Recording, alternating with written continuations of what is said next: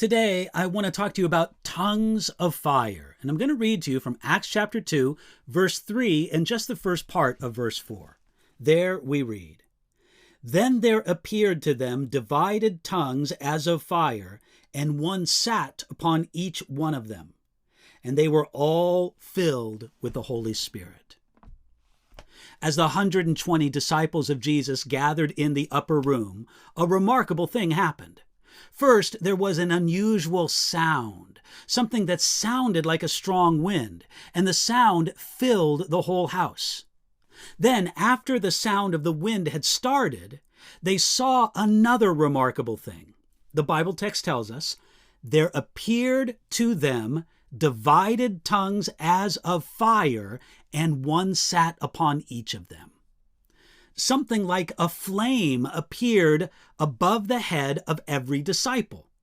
Probably the description divided tongues as of fire has the sense that these so-called flames were active and flickering, appearing as if they were burning, but of course leaving no mark, even as one sat upon each of them.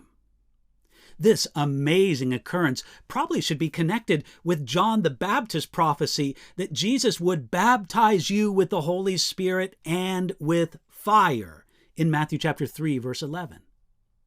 Through the Bible, the idea behind the picture of fire is usually purification, as a refiner uses fire to make pure gold, or fire can burn away what is temporary, leaving only what will last.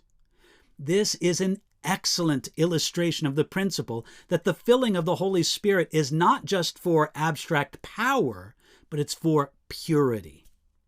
In certain places in the Old Testament, God allowed his special pleasure, or showed his special pleasure, with a sacrifice by lighting the fire for that sacrifice himself.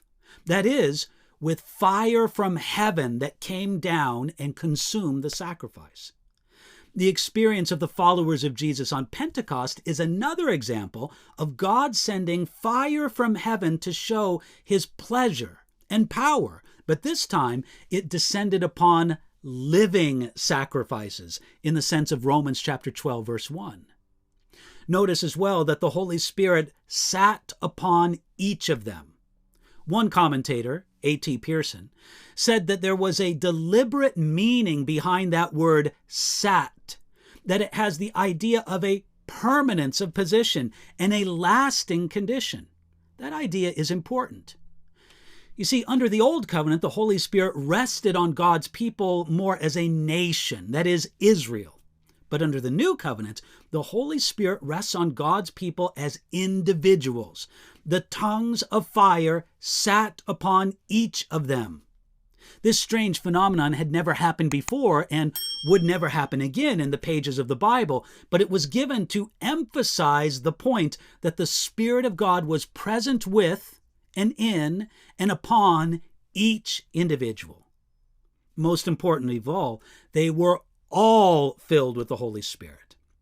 Essentially, the sound of the wind and the tongues as of fire were only unusual, temporary phenomenon which accompanied the true gift, and the true gift was being filled with the Holy Spirit.